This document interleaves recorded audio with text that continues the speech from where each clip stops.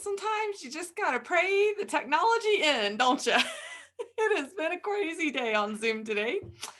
Do any of you ever get Zoom bum? I am 3 days into a 5-day conference and I have Zoom bum. It's quite interesting. I think we should all have treadmill dusk. What do you guys think? Well, hello everyone. And now that we are officially streaming live, I will jump right in. I am Kate Crystal Griffith and welcome to Emotions, Wisdom, and Your Body. Every day for 2021, we're delving 15 to 20 minutes. Okay, sometimes 30. Tonight will be short.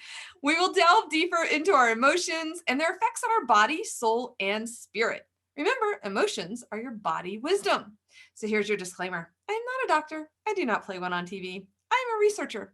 I also have my master's in education, 2 emotional trauma certifications, inner healing accreditations, and a couple other goodies. So really, we are here for your education, edification, and encouragement. So what's our word for today? Today is self-awareness. And bear with me, my printer is still on the fritz, so I'm having to play live screen. Did you know with self-awareness that there's actually a study that estimates only 10 to 15% of people are truly aware? I thought that was absolutely fascinating, especially with the whole new age movement. Now, that's not where we're stemming from, but I just think it's super interesting because there's this whole movement all about consciousness, right? Which is you being in tune with yourself. And only 10 to 15% of people are truly aware of who they are externally and internally.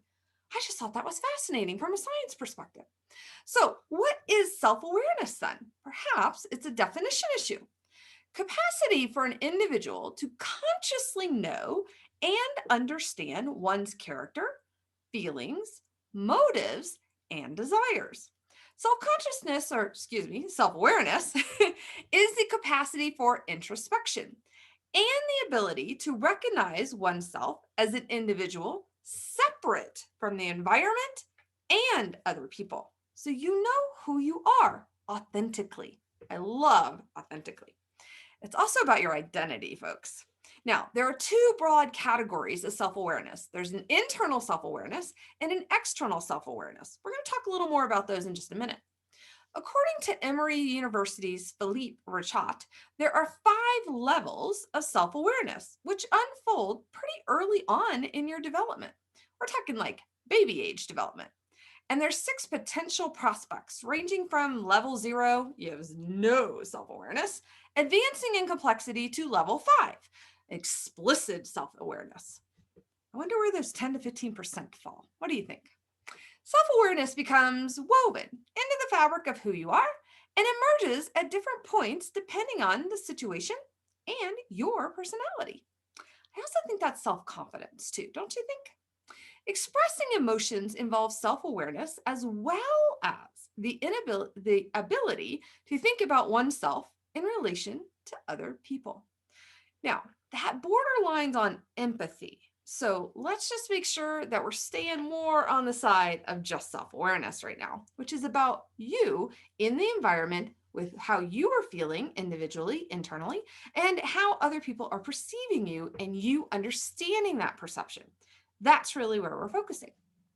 So as a positive or a negative emotion, we're leaning on the side of positive. Now, when it moves into self-consciousness, actually, it kind of goes into the negative. We're going to talk a little bit about that in just a second. So did you know about 25% of infants between 15 and 18 months can reach for their noses? They recognize their nose, right? While 70% of those are between 21 and 24 months. That's a great milestone for you to take note of if you've got a kiddo coming along that age time. I wish I had known some of those milestones when I was raising my kid. They did not give me the handbook. I missed that day in our parenting class. Really, the diaper thing was great, but where's the handbook for teenagehood? That's all I want to say, because their self-awareness, woo, that's a topic for another day, right, guys? Teenage self-awareness. Now, let's talk more about this brain piece, though. Researchers have proposed that there is actually an area in the brain known as the anterior cingulate cortex. I am going to be able to talk soon. That's located in your frontal lobe region, which we have talked about a lot. And that is what becomes activated in adults. That doesn't really matter if you're 18 or not on this one, guys, because some are going to get it a little before 18, and others, well, others, we might still be waiting on them to get this self-awareness, right? We typically progress through a series of levels of self-awareness, really between birth and around age 5.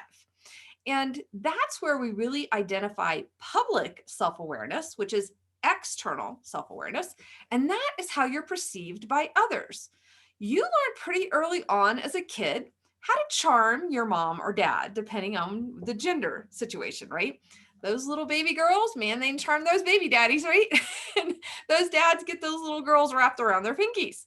So it's super fast that they become aware of how they can influence and interact and really infiltrate other people's perceptions of themselves. Now, then there is private self-awareness. This is that internal awareness. This is really seeing your face in the mirror as an awareness. 18 to 24 months, they can touch their nose, right? But this would also qualify as if you're about to go on a stage to give a speech and you have all these nerves and butterflies. That is also private self-awareness. Now, it is also clearly how you see your values, your passions, and your aspirations, and how well those standards fit with your environment and your reactions, which those can also include your thoughts, feelings, behaviors, strengths, and weaknesses. Now, isn't that a lot to contemplate? No wonder we need to be more self-reflective, because oftentimes, what do we find out? If we have to think about our own thoughts, feelings, behaviors, strengths, and weaknesses, what do? Oh, here's my phone. Oh, where's the next binging thing? Oh, let me do anything but self-reflect, right? Now, can you have too much self-awareness? Well, this is technically where you veer into what's known as self-consciousness. Now, the people who tend to be more aware of their feelings and beliefs and are therefore more likely to stick to their personal values. However, they are also more likely to suffer from negative health consequences, such as increased stress and anxiety. So if you think back earlier on our conversation, is it really actually a definition issue? Is this new age concept of enlightenment, self-consciousness, actually more self-awareness? And they're using the wrong terms. Somebody should straighten them out. I'm going to say to you, self-awareness is rooted in identity. And if you know who you are in Christ and you understand what his best plan is for your life, and you're willing to go, you've got it better, and then I know what to do with it, I'm going to follow along with what you're going to do, then you begin to understand God as your provider, your protector, and your provision. And when you do that, you become quite self-aware that really the only thing that you need to worry about is the plan in your life from the man upstairs, right? There's a lot of freedom in that, let me tell you, because then you're not worrying about how you're going to pay the bills. You're not worrying about where your next meal comes from. Now, don't get me wrong. Do we need to work? I think there's an opportunity for kingdom impact that the more that we can bring, the more that we can give. Now, I love to really focus on Zig Ziglar because he is like one of my all-time role models. And I know you guys have heard this before if you've been following along with me, but I think it bears repeating here. So Zig Ziglar often was quoted as saying that he actually, out of the 100% that he brings in, he gives away 90% and lives on 10%. Now that is quite the reverse as to what we often hear for tithing or even offerings, right? So typically tithe is give away 10%, you get to keep the other 90. And Zig's like, God is always going to provide what I need. So I'm going to live on the 10 and give away the 90. And I'm telling you, that is one of the main reasons that man lives such an amazing, blessed, fruitful, impactful life. Now, did that mean he didn't have challenges? No, not at all. He lost his daughter in a very tragic way. And so he had the challenges of the world, but he took heart because he knew who overcame the world. And today, he and his daughter are reunited up there. So I just want to encourage you guys. Being self-aware is really about that identity rooted in Christ. Now, the more that you think it's more self-consciousness and you begin to worry so much about what other people are thinking about you, I got news for you. As much as you think they are thinking about you, guess who they're actually thinking about? Themselves. Who are you thinking about when you think other people are judging you? Yourself. Isn't it kind of crazy, that vicious little cycle? So really, the people that you think are thinking about you all the time are really actually only thinking about themselves. Boy, we are a very egocentric society, aren't we? Now, what happens then if all your being is concerned about other people and what you think they're thinking about you? This leads to chronic high anxiety. And if you want to hear all those pleasant side effects, go listen to my anxiety talk. Until then, how then do we work on self-awareness? Really, self-awareness can be practiced and cultivated. You can evaluate how your values, passions, and goals fit into your current environment and your emotions and how to align them better. This could be about becoming fearlessly authentic in Christ. So step one, as normal, is awareness. What do you value? What are your passions? What are your goals and why? So it's not just about your goals. And when I talk about goals, yes, we all could have the goals of that Lamborghini or that big house or the beach or, whatever the travel plan is, right? But really, isn't your goal to have the financial means to obtain those things? So sometimes our goals, we have to back them up a little bit to really see what the root is and where the foundations are. And why would you want that kind of money? Were you raised in poverty? Have you struggled all your life with enough? Then really the goal might be to break free of a poverty mindset. That's where inner healing comes in. It's amazing how it all leads back to inner healing, isn't it, guys? Step two, identify a mentor who aligns with your answers from number one. And someone you can look at as a model of where you want to go and how to get there, not who you want to be. So I don't want to be Zig Ziglar, but I loved his concept of giving away the 90% and keeping the 10. So I have that as a goal in how I'm moving forward. I also have the goal that I would love to be able to support missionaries fully and completely so they don't have to do any self-support.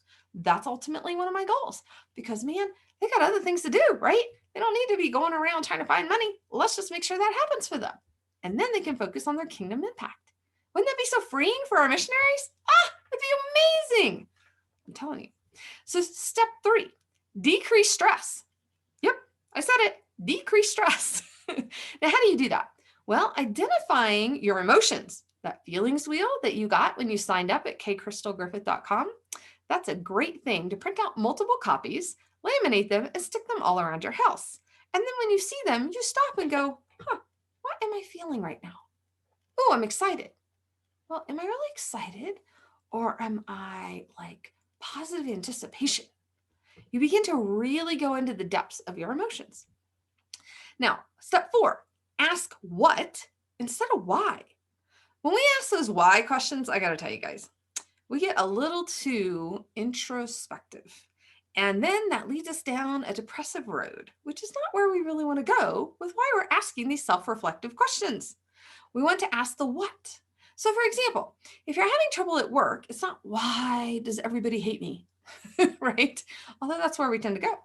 It's more, so what about my job do I not like?